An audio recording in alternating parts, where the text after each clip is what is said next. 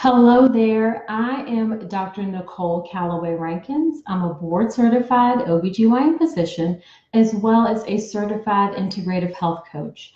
And today I'm talking about a very serious issue, and that is maternal mortality.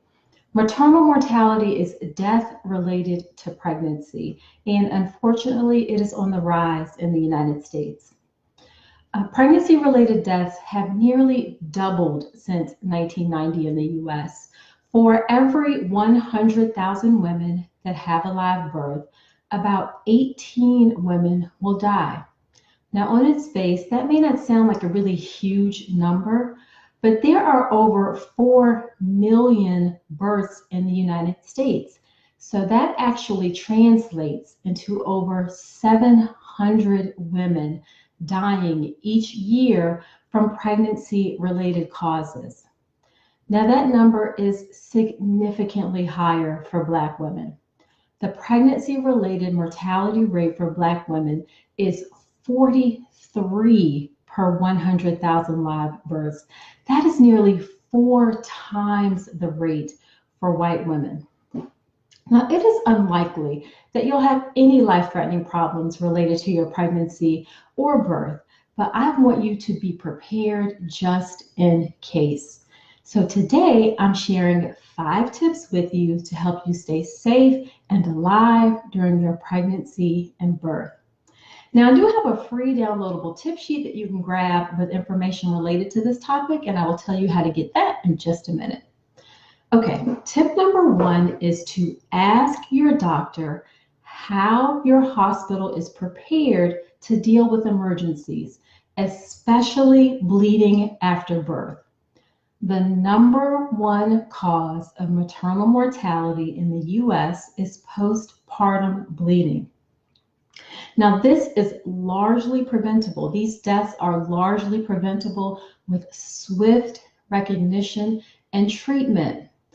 Now, in a recent New England Journal of Medicine editorial on things that we as healthcare providers can do to help reduce maternal mortality quickly, one of the things that was recommended in the article is the implementation of a group of patient safety bundles that were developed by the Alliance for Innovation on Maternal Health. Sorry, I had to get that straight. So they have several patient safety bundles, and one of those bundles is on obstetric hemorrhage. Now, key features of these bundles are that hospitals need to be ready to deal with any emergencies. They need to recognize things quickly, and they need to be able to respond quickly in emergencies. So in the case of postpartum hemorrhage, that means having a hemorrhage cart available that has all of the available supplies and medications to help treat bleeding quickly. It means keeping an accurate assessment of what's going on by accurately measuring the bleeding. That's typically by weighing the paths of blood. And then finally, protocols to respond to the bleeding quickly, including who to call and when a woman may need to be transferred to a facility that has a higher level of care. Now, I know it is not ideal to think about the possibility of this sort of life-threatening thing happen, but you really want to know ahead of time that your hospital is prepared just in case, instead of finding out something different when it's potentially too late. All right, tip number 2 is if you don't feel right, then call any time of day or night. Most obstetric care providers have someone available to speak to 24/7. It may be a doctor, it may be a nurse, it may be a nurse practitioner. You can just reach that person by calling the regular office number, even if it's after hours, and they'll connect you to whoever is on call. Now, there are a few small practices or solo practitioners that may not have someone on call 24/7, and in that case, you may get a message that says, go to the emergency department if you have any concerns after hours. Now, let me give you an example of why calling when you have a problem is important, even if it's the middle of the night. So there was one night when I was working and I got a call from the answering service from a patient that I'll call Michelle. Michelle had had an uncomplicated delivery a few days earlier. She was now at home and she was just feeling short of breath.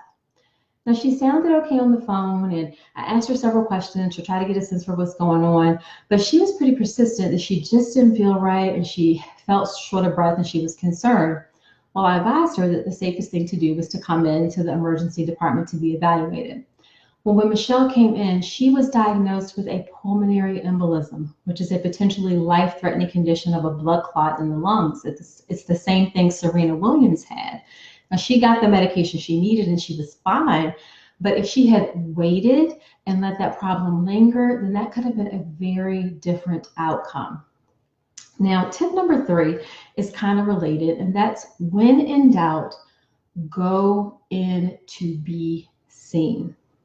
If you're not feeling well and you're concerned, even if you talk to somebody on the phone and they don't think it's necessarily a big deal, if you're concerned and you have that feeling, go in to be seen. If it's during the day and the office is open, then ideally you want to go to the office so you can see your regular care provider, since they know you and they know your health history and your pregnancy.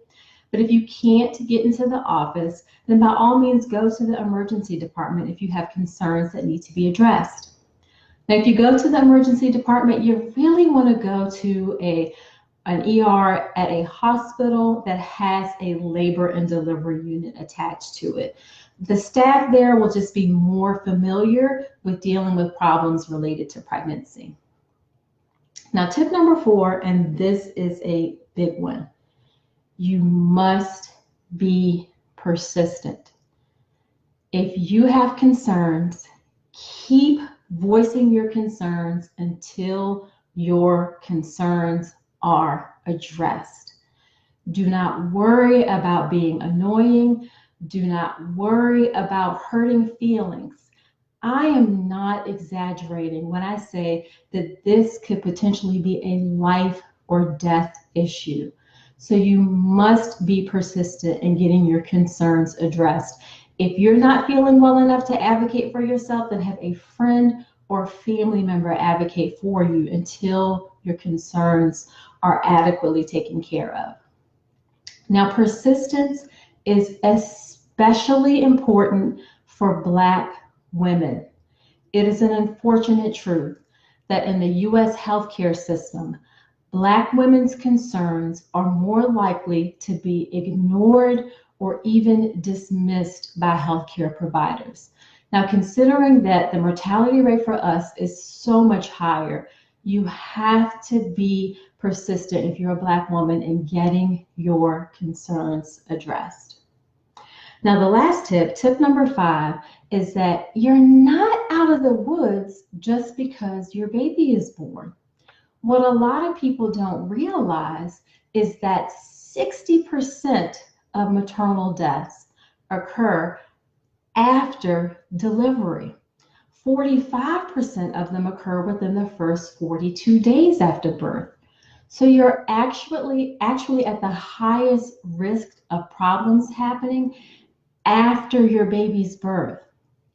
Now, to help you with this, I have created a tip sheet of warning signs to look out for in the postpartum period.